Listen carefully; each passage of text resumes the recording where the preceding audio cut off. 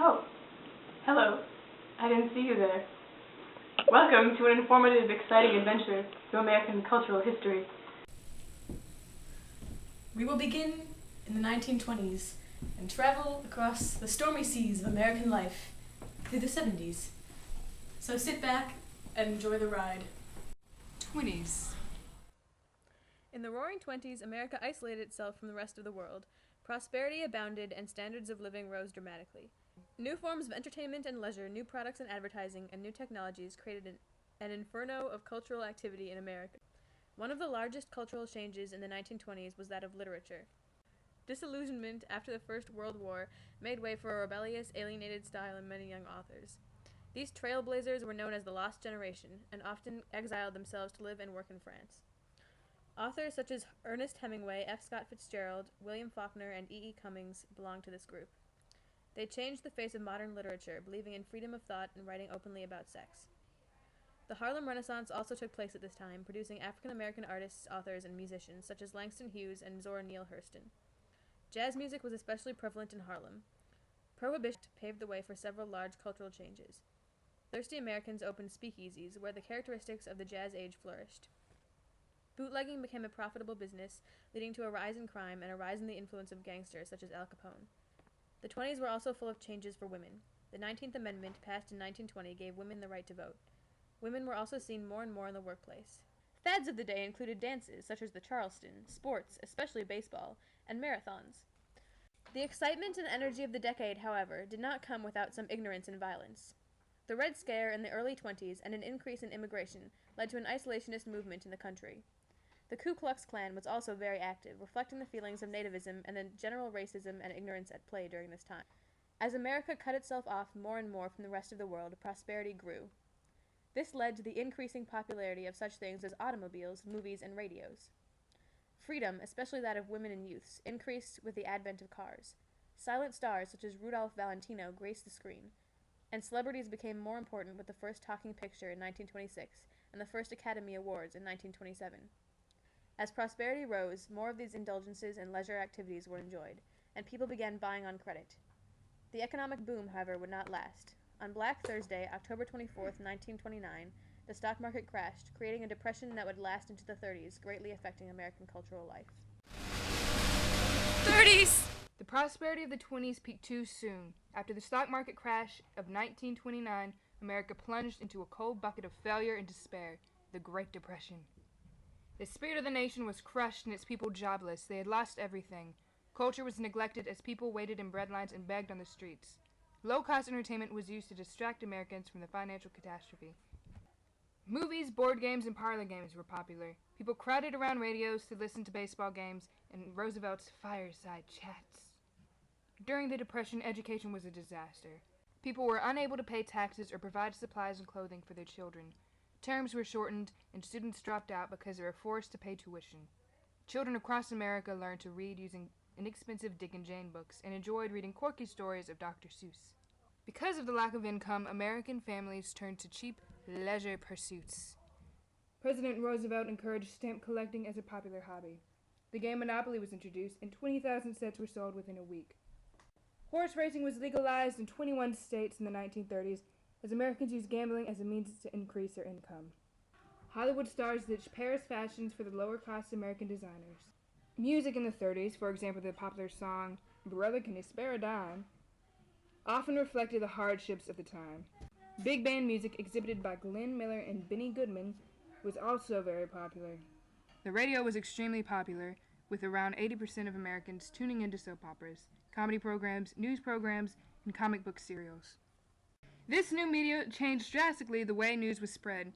It also caused some confusion. In 1938, Orson Welles broadcast H.G. Wells' War of the Worlds, causing American citizens mistaking the story for breaking news to fear for their lives at the hands of invading Martians. Bomb. In contrast to the Great Depression, Hollywood had its golden age in the 1930s. Celebrities such as Clark Gable, Greta Garbo, Errol Flynn, Bette Davis, the Marx Brothers, Shirley Temple, and Fred Astaire graced the silver screen, and American public flocked to see them in order to forget their own troubles. Because the 1930s were filled with hardship, people looked to cheap entertainment to take their worries away. even just for a little while. The 40s. The Second World War ended the Great Depression. Because men were at war, women were needed in the workplace. Clothes, food, and other resources were rationed in the name of the war effort. After the war, the men had returned home. The American dream had shifted from one of acreage and agriculture to a suburban fantasy. The war had broadened men's horizons, and the GI Bill allowed more returning soldiers to receive an education. The American worldview expanded. On the home front, automobile production ceased, scrap drives were held, and people planted victory gardens that supplied more than half the vegetables consumed at home during war. Americans were united, and America returned from the Second World War as a world superpower. Returning soldiers created the baby boom, which still affects society today. Big band musicians that were popular in the 30s went off on their own to become solo artists. Bing Crosby and Frank Sinatra led the transition. Rhythm and blues and bebop also appeared on the scene.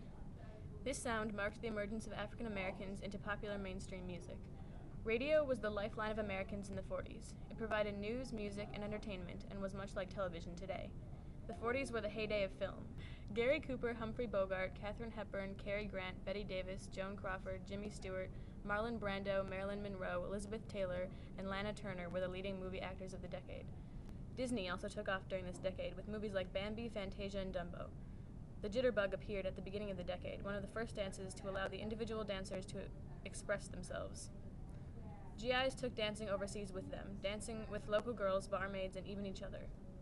The pinup girl reminded men what they were fighting for, while the symbol of Rosie the Riveter reminded the women at home what they were working for. Tupperware, aluminum foil, and TV dinners made women's lives easier. Teenagers were beginning to become a larger part of society, with jobs available and money to spend. Advertisers focused their message on young people. Juvenile delinquency became a recognized problem as parents were either at war or at work.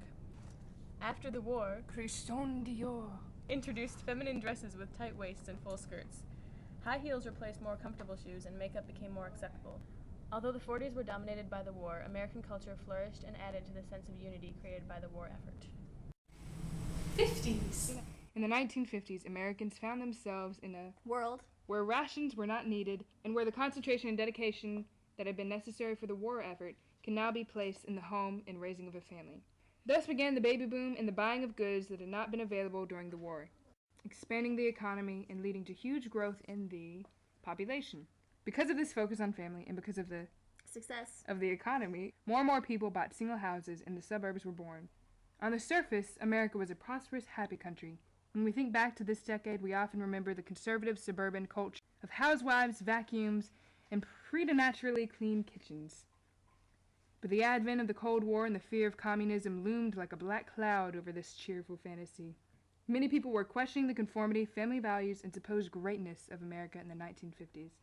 The literature of the time reflected this disillusionment, especially that of the Beat generation, also called beatniks. Major authors in this group were Allen Ginsberg, Jack Kerouac, William S. Burroughs, and Neil Cassidy.